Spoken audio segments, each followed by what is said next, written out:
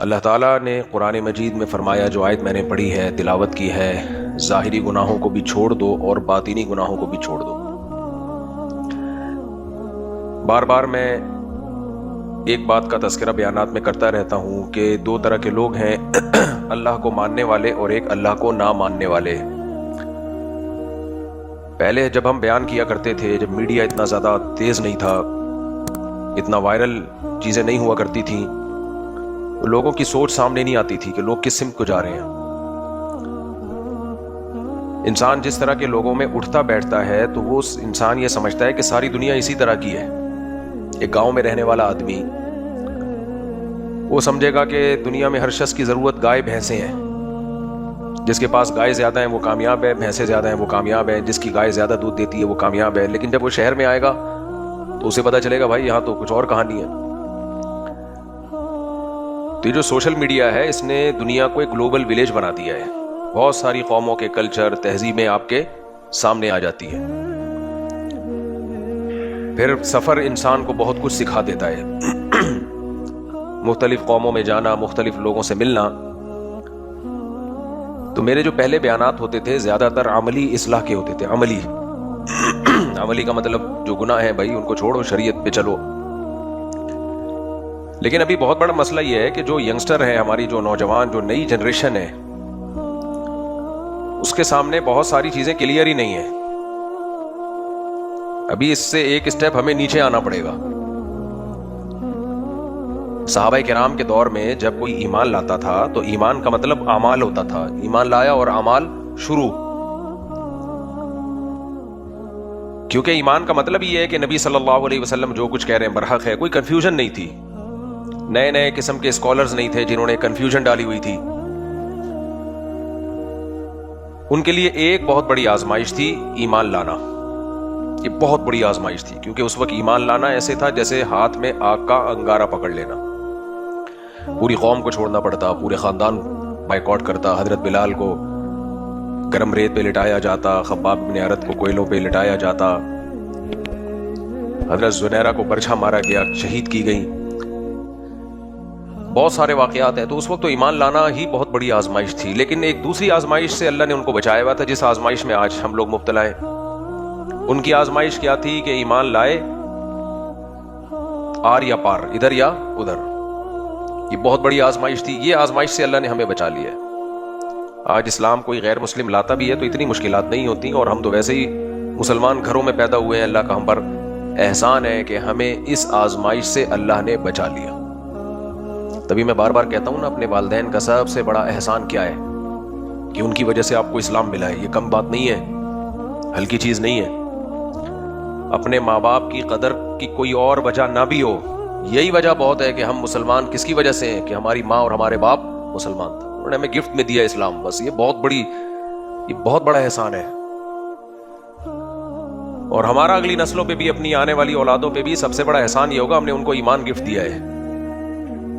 تبھی نبی صلی اللہ علیہ وسلم نے فرمایا نا، اولاد زیادہ پیدا کرو، کیونکہ نسل تو بڑھے گی، چاہے مسلم ہو یا کافر ہو۔ مسلمانوں کی نہیں بڑھے گی تو کس کی گروتھ ریشو ہوگا پھر دنیا میں؟ غیر مسلم ہوگا۔ اب جن کی نظر میں ایمان کوئی زیادہ بڑی دولت نہیں ہے، وہ ہر انسان کو ایک ہی زاویے سے دیکھتے ہیں، تو ان کی نظر میں تو اس کی کوئی ویلیو نہیں ہے، بھائی ادھر بڑھے ادھر بڑھے، اس سے کوئی فرق نہیں پڑتا۔ لیکن انسانیت کو جو تباہی سے بچانا چاہتا ہے تو اس کی نظر میں تو بھائی سب سے بڑی اہمیت یہ ہے کہ جو نئی نسل پیدا ہو وہ مومن ہو۔ دیکھو ہم ہر چیز کو غیر مسلموں کے کانسیپٹ سے دیکھتے ہیں، کیونکہ میڈیا انہی کا ہے نا، ڈرامے وہی بناتے ہیں، فلمیں وہی بناتے ہیں، میڈیا انہی کے کنٹرول میں، طاقت انہی کے پاس، ٹیکنالوجی انہی کے پاس، معیشت انہی کے پاس، تو ظاہر ہے جس کی حکومت ہوتی ہے اثر رسوخ اسی کا ہوتا ہے۔ ایمان جو ہے نا، یہ ہلکی دولت نہیں ہے۔ ہم دیکھتے ہیں غیر مسلموں کے، مادہ پرستوں کے کانسیپٹ سے اس دنیا کو۔ اب دنیا کیا کہتی ہے؟ غریب کی اولاد زیادہ ہونی چاہیے یا مالدار کی؟ بولو، مالدار کی نا، غریب کی زیادہ ہوگی، کھائیں گے کہاں سے؟ غربت، مہنگائی اور بڑھے گی۔ ابھی غربت کے خاتمے کا ایک بہترین طریقہ کسی ماہرین نے یہ بتایا ہے کہ غریبی کو اڑا دو۔ بھائی غربت کے خاتمے کے دو طریقے ہیں۔ ایک وہ طریقہ ہے جو ہماری حکومتیں اختیار کرتی ہیں، جس سے ہم الحمدللہ روز بروز غریب سے غریب تر ہوتے چلے گئے۔ لیکن اگر حکومت جڑ سے خاتمہ کرنا چاہتی ہے نا غربت کا، حکومت چاہتی ہے, دیکھو اپنے مزاج سے انسان مجبور ہوتا ہے.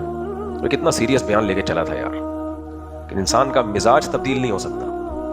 کہتے ہیں پہاڑ اپنی جگہ سے ہل سکتا ہے, انسان کی طبیعت تبدیل نہیں ہو سکتی. اچھا خاصا سیریس بیان لے کے چلا تھا, پھر کدھر یہ مجبوری ہے کچھ, یہ مینوفیکچرنگ فالٹ ہے, یہ بلٹن ہے, یہ چینج بھائی کو کوئی پروڈکٹ آتا, کوئی گاڑی آ گئی, اگر اس میں مینوفیکچرنگ فالٹ ہے وہ ٹھیک ہو سکتا ہے؟ نئی گاڑی مارکیٹ میں آئے گی تو ہوگا بھائی, وہ فالٹ برداشت کرنا پڑے گا. گاڑی چلنے کے بعد کوئی فالٹ پیدا ہو گیا, الائنمنٹ آؤٹ ہو گئی, کوئی ہوا کم ہو گئی ٹائر میں یا پنچر ہو گیا, وہ ٹھیک ہو سکتا ہے. جو مینوفیکچرنگ فالٹ ٹھیک, تو ہم بچپن سے اسی طرح کے ہیں, برداشت کرنا پڑے گا. صحیح. تو غربت کا جڑ سے میں ایک دفعہ بیان کر رہا تھا, لوگ رو رہے تھے, ایسے چیخو پکار کا ماحول بننے والا تھا. پھر مجھے بیچ میں کوئی مزاح ہو گیا, تو کسی خاتون نے کوئی خط لکھا کہ اتنا ایک روحانی بیان چل رہا تھا, کیا بیچ میں آپ نے چوکا لگا دیا ہے. جب لوگوں کے جذبات بن رہے تھے. خیر, تو غربت کے خاتمے کے کتنے طریقے ہیں؟ 2 طریقے. ایک طریقہ وہ ہے جو ہماری حکومت اختیار کرتی ہے, وہ تو خیر خاتمے کا طریقہ ہی نہیں ہے نا, وہ تو جڑ سے خاتمے کا طریقہ یہ ہے کہ غریبی کو اڑا دو, ایک کنٹینر میں بند کرو سارے غریبوں کو اور سمندر میں لے جا کے پھینک دو. اس سے غربت کا جڑ سے خاتمہ ہو جائے گا. خیر, تو ایک جنرلی ایک بات ہے کہ بھائی غریبوں کے ہاں بچے زیادہ ہوں گے تو غربت بڑھے گی, امیر اگر ہونے بھی ہیں تو امیروں کے ہاں ہو نا, پڑھے لکھے لوگوں کے ہاں ہو. یہ ایک کانسیپٹ ہے دنیا میں, اسلام کا یہ بالکل بھی کانسیپٹ نہیں ہے. یہی ہم 20 سال سے بات سمجھانے کی کوشش کر رہے ہیں, جو ہمارے سننے والے ہیں ان کی سمجھ میں نہیں آ رہا, تو پھر کس کی سمجھ میں آئے گا جو 20 سال سے ہمیں سن رہے ہیں. بار بار ایک بات بتائی جا رہی ہے, یہ میری بات نہیں ہے بھائی, یہ اسلام کی بات ہے. دیکھو اختیاری غربت عیب ہے, سستی کی وجہ سے اگر آپ غریب ہو, کاہلی کی وجہ سے غریب ہو, یہ ایک عیب ہے, بدنما داغ ہے.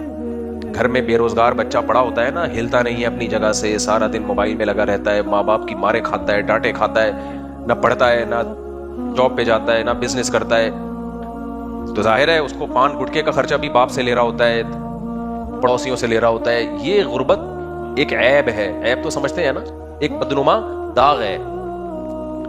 یہ واجب الچترول ہے. ایسا شخص کیا ہے؟ واجب الچترول.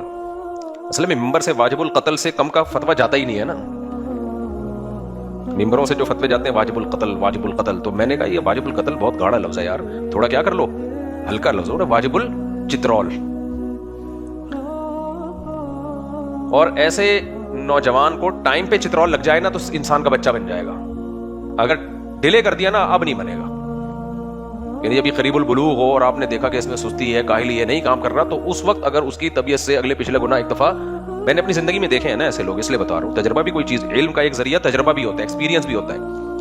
تو جن کے ابا نے بر وقت ان کو چترول لگا دیے تو وہ انسان کے بچے بن گئے, کامیاب ہو گئے. اور اگر اس سستی کا اس وقت علاج نہیں ہوا, پھر نہیں ہوتا بھائی, گیا کام سے, کیونکہ اس کو غربت کی عادت پڑ جائے گی, پھر اس کو غریب رہنے کی عادت پڑ جائے گی. کبھی ادھر سے گٹکے کے پیسے مانگ رہے ہیں کبھی, اور اچھا ایسے لوگ گٹکے پان بہت کھاتے ہیں کیونکہ جب ٹینشن میں ہوتے ہیں, پیسے ہوتے نہیں جیب میں, تو ٹینشن ختم کرنے کا طریقہ یہ تھا, محنت کرتے, اپنے پاؤں پہ کھڑے ہوتے. وہ طریقہ اختیار کرتے نہیں ہیں کیونکہ سستی ہے.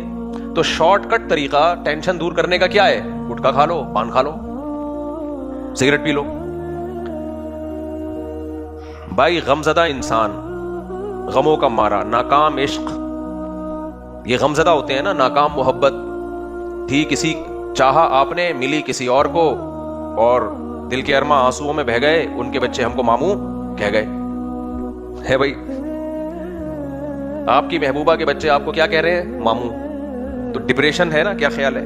اس ڈپریشن کا جو نیچرل علاج ہے, جو قدرتی, جو اسلام نے بتایا ہے, وہ یہ ہے کہ قالوا انا للہ و انا الیہ راجعون. ہم اللہ کے ہیں, ہم پہ اللہ کی چلے گی, ہماری تھوڑی چلے گی. ام للانسان ما تمنا, اللہ کہتے ہیں تمہیں وہ کچھ نہیں ملے گا جو تم چاہتے ہو, کچھ مل بھی جائے گا, کچھ نہیں بھی ملے گا. تمہارے جسم پہ چلے گی کس کی بھائی؟ میری چلے گی. تو یہ سوچ کے ڈپریشن فوراً ختم نہیں ہوتی, آہستہ آہستہ آہستہ عادت ہوتی ہے یہ سوچنے کی. اب سست آدمی یہ سوچے گا؟ بولو, غموں کا مارا ہوا یہ سوچے گا؟ نہیں سوچے گا. وہ جو سست ہوتا ہے نا, وہ چاہتا ہے ریزلٹ کسی بھی چیز کا فوراً ملے, مجھے فوراً چاہیے, مجھے ریزلٹ. تو فوراً ریزلٹ کے چکر میں وہ یہ نہیں سوچتا کہ تقدیر کیا ہے، چلو اسی بہانے علماء کے پاس جا کے بیٹھو، تبلیغ میں وقت لگا لو، کچھ اللہ اللہ سیکھ لو، کچھ اللہ کی طرف آ جاؤ، غم ہلکا ہو جائے گا. نا نا نا نا، اسے فوراً غم بلانا ہے، برداشت اس میں ہے نہیں. تو فوراً غم بلانے کا طریقہ کیا ہے بھائی؟ شراب ہے، چرس ہے، ہیروئن ہے، یہ سب چیزوں سے فوراً غم ختم. لیکن اس بے وقوف اور احمق کو یہ معلوم نہیں ہوتا کہ یہ غم فوراً ختم وقتی ہو رہا ہے. تو نے ایک غم کے ساتھ ایک اور غم پال لیا ہے، وہ غم کبھی بھی ختم نہیں ہوگا، بلکہ اب تجھے ایک اور غم، محبوبہ کے ساتھ اب چرس بھی تیری محبوبہ بن چکی ہے. جس دن تجھے چرس نہ ملی تیری کھوپڑی آؤٹ ہوگی. نشے کے جو مریض لوگ ہیں نا، اللہ معاف فرمائے، ان کے گھروں کے کیسز آتے ہیں نا، ماں باپ کتنے بیزار ہو گئے ان اپنی اولادوں سے، کس قدر بیزار ہو گئے کہ ہماری اولادیں جو نشہ کرتی ہیں، بیویوں کو مارنا، ماں باپ پہ ہاتھ اٹھانا، نشے والے لوگوں کے یہ حالات ہوتے ہیں. پتہ نہیں انگریزوں نے ہمیں کس الٹے کام پہ لگا دیا کہ اس سے اسٹریس دور ہوتی ہے. ان کے تو کام ہی یہی ہے، کافی چائے یہ سب چیزیں اسٹریس پیدا کرتی ہیں، دور نہیں کرتی ہیں. سمجھ لو میں بھی پیتا ہوں چائے، لیکن فضائل نہیں بیان کرتا. ابھی پھر چائے پر میں بات نہیں کروں گا، بس تھوڑی سی کرنے دیں مجھے، تھوڑی سی بات. کچھ چیزیں پی لیا کریں، فضائل نہ سنایا کریں اس کے. کافی چائے یہ سب چیزوں میں کیفین ہے جو آپ کے دماغ کے ساتھ کھیلتی ہے، دماغ کے ساتھ کھیلتی ہے، آپ کے دماغ کو وقتی طور پر ریلیکس کر دیتی ہے. تو یہ دماغ کی ریلیکسنگ کا نیچرل طریقہ نہیں ہے، سارے گوروں سے آئی ہوئی چیزیں ہیں. کہتے ہیں کافی مسلمانوں کی ایجاد ہے، اگر ہے بھی تو کوئی اچھی ایجاد نہیں کی انہوں نے، کوئی ڈھنگ کی چیز ایجاد کر لیتے وہ زیادہ اچھا تھا. خیر، تو غم دور کرنے کا جو فطری طریقہ ہے جو قدرت نے بتایا ہے، وہ تو تقدیر پر ایمان ہے، تقدیر پر ایمان ہے. اور دوسرا یہ بھائی، ہر غم کے بدلے میں اللہ نے ہمیں نیکی رکھی ہے، ثواب ملے گا اس پہ. نبی صلی اللہ علیہ وسلم نے فرمایا قیامت کے دن انسان جب اپنے اعمال میں دیکھے گا نا بے انتہا ثواب ہے، وہ کہے گا یہ تو میں نے نیکیاں کی نہیں ہے. تو اللہ کہے گا تجھے فلاں فلاں موقع پہ غم ملا، تو نے میری خاطر صبر کیا. او بھائی، صبر سے بڑھ کر، غموں کو برداشت کرنے سے بڑھ کر اسلام میں کوئی نیکی ہے ہی نہیں. اور یہ بھی سمجھ لو کہ برداشت نہ کرنے سے بڑا جرم بھی اسلام میں کوئی نہیں ہے. ہمارے حضرت مفتی رشید احمد صاحب رحمہ اللہ تعالیٰ فرمایا کرتے تھے کہ یہ دیکھنے کے لیے کہ یہ آدمی اندر سے مومن ہے یا نہیں ہے، بھائی گیٹ اپ تو میرا بھی پگڑی ٹوپی نظر آ رہی ہے آپ کو، داڑھی، شلوار ٹخنوں سے اوپر. حاجی ڈونلڈ ٹرمپ کا نام سنا آپ لوگوں نے، جو آج کل ملکوں میں معاہد صلح کروا رہے ہیں نا، آج کل نوبل انعام لینا چاہتے ہیں کہ بھئی دنیا میں جہاں بھی کہتے ہیں صلح ہوگی، وہ پہلے یعنی اصل میں تو جنگ، یعنی میں زیادہ گہرائی میں نہیں جاتا، وہ صلح ہوگی، الٹا کر لیں اس کو، تو وہ حاجی ڈونلڈ ٹرمپ کے کھاتے میں جا رہی ہے نا آج کل. تو کسی نے تصویر بنا کے بھیجی تھی، سفید کرتے شلوار میں خوبصورت سی ٹوپی، چائنا والی ٹوپی نہیں ہوتی جو بہت ہی شریف قسم کے لوگ پہنتے ہیں. ایک تو اسٹائلش ٹوپیاں ہوتی ہیں نا، چائنا والی جالی والی ٹوپی بالکل سادہ سی بغیر کسی ڈیزائن کے، ایسی ٹوپی میں تصویر شائع ہوئی اور نیچے لکھا حاجی ڈونلڈ ٹرمپ. ان کا کام کیا ہے؟ سلو کروانا. خیر، تو گیٹ اپ سے پتا چلے کہ مومن ہے یا نہیں ہے. حضرت مفتی رشید احمد صاحب رحمہ اللہ تعالیٰ فرمایا کرتے تھے کہ جیسے بخار جب انسان کو ہوتا ہے تو بعض دفعہ دھوپ سے ماتھا گرم ہوتا ہے، تو ایک عام آدمی دھوکہ کھا سکتا ہے کہ یہ بخار سے گرم ہے یا ویسے ہی دھوپ تھوڑی دیر کے لیے پڑی ہے اس پہ. تو تھرمامیٹر سے پتا چلے گا کہ یہ سچی مچی کا بخار ہے یا نہیں ہے. تو فرمایا کرتے تھے کہ اندر سے انسان مسلمان ہے یا نہیں ہے، اللہ پر ایمان ہے یا نہیں ہے، یہ غموں میں پتا چلتا ہے. سمجھتے ہو گے نہیں سمجھتے؟ یہ کب پتا چلتا ہے؟ غم میں. کسی شخص کے ساتھ آپ نے بہت دولت دیکھی، لگژری لائف اسٹائل دیکھا، اس کا بڑا بنگلہ ہے، خوبصورت گاڑی ہے، بہترین گاڑی، کپڑے بڑے فٹ فاٹ. اس گیٹ اپ سے نہیں پتا چلے گا کہ اس کے دل میں دنیا کی ہوس ہے. نہ نہ نہ، این ممکن ہے اس کے دل میں دنیا کی ہوس نہ ہو، یہ سب چیزیں اس نے سہولت کے لیے رکھی ہوں. دنیا کی ہوس کا ایسے پتا چلے گا، یہ چیزیں چھن جاتی ہیں تو غم کتنا ہوتا ہے. سمجھتے ہو گے نہیں سمجھتے؟ دیکھو آپ کو اپنی بیوی سے کتنی محبت ہے، اس سے نہیں پتا چلے گا کہ یہ آپ کی بیوی ہے. نہ نہ نہ، اتنا کافی نہیں ہے. اس کے مرنے پر غمزدہ کتنا ہوتے ہو آپ، اس سے پتا چلے گا بھائی محبت کتنی تھی. کیا خیال ہے؟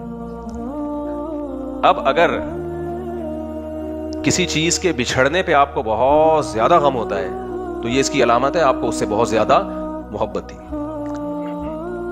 ہمارے ایک دوست کی 125 چھن گئی جب کراچی میں ڈاکوؤں کا راج تھا اور ہے، اور حالات سے لگتا ہے آئندہ بھی رہے گا. کراچی میں جو چیز بھی تھی نا وہ صرف میں آپ کو پاسٹ ٹینس سکھانے کے لیے تھا تھے کے الفاظ استعمال کر رہا ہوتا ہوں. اس کا مطلب یہ نہیں ہوتا کہ تھا، ہے بھی اور رہے گا بھی. تو حالات سے ایسا لگ رہا ہے ایسا نہ ہو. تو بائک چھن گئی 125 0 میٹر شو روم سے نکالی تھی انہوں نے. تو میں جب اس سے ملنے کے لیے گیا، اس نے کہا یار ما قدر اللہ کی قدرت یار، FIR کٹا دیتے ہیں وغیرہ وغیرہ. انہی دنوں میں ایک اور صاحب کی 125 چھن گئی تو ایسے بلک بلک کے رو رہا ہے، بار بار اپنے دکھڑے سنا رہا ہے مجھے آ کے، میری بائک چھن گئی میری بائک. ابے ایک دن ہوتا ہے 2 دن 3 دن میں تو انسان اپنے آج کل باپ کو بھول جاتا ہے. کیا پاگلوں کی طرح وہی غم لے کے بیٹھا ہوا ہے بھائی، چھن گئی W11 زندہ باد. تو اس وقت ہم تو حضرت مفتی رشید احمد صاحب کے بیانات سنا کرتے تھے نا. تو آپ جو سنتے ہیں سوسائٹی میں جب وہ نظر آتا ہے نا تو پھر وہ سنا ہوا سمجھنے میں آسانی ہو جاتی ہے، وہ سنا ہوا سمجھا جانے لگتا ہے. پھر وہ ڈاکٹر آپ کو گائیڈ کر رہا ہو یہ بیماری ہوتی ہے، یہ کھانے سے یہ ہوتی ہے. آپ نے سوسائٹی میں جا کے جب دیکھا کہ یہ اتنے پیزے کھاتا ہے اور اب یہ خود پیزا بن چکا ہے، تو ڈاکٹر کی بات جب آپ مشاہدہ کرو گے تو زیادہ اچھی طرح سمجھ میں آئے گی کہ نہیں آئے گی. اور ایک کو دیکھ رہے ہو کہ یہ جاگنگ کرتا ہے، جم جاتا ہے، کتنے فٹ فاٹ ہے. تو جو ڈاکٹر سے آپ نے سنا تھا جب سوسائٹی میں آپ دیکھو گے تو آپ کو یقین آ جائے گا کہ نہیں آ جائے گا. تو ہمارے حضرت مفتی رشید احمد صاحب رحمہ اللہ دنیا کے خلاف، دنیا کی محبت کے خلاف بہت بیان کیا کرتے تھے. اور شریعت میں بھی یہی ہے، حب الدنیا رأس کل خطیئہ، ہر برائی کی جڑ ہے دنیا کی محبت، غیر ضروری محبت. ایک محبت تو نیچرل ہے، وہ تو جس کے ساتھ انسان رہتا ہے ہوتی ہے محبت، کہ بڑھی ہوئی محبت ہے جس کو ہوس کہا جاتا ہے. تو اس پہ بہت زیادہ بیان کیا کرتے تھے.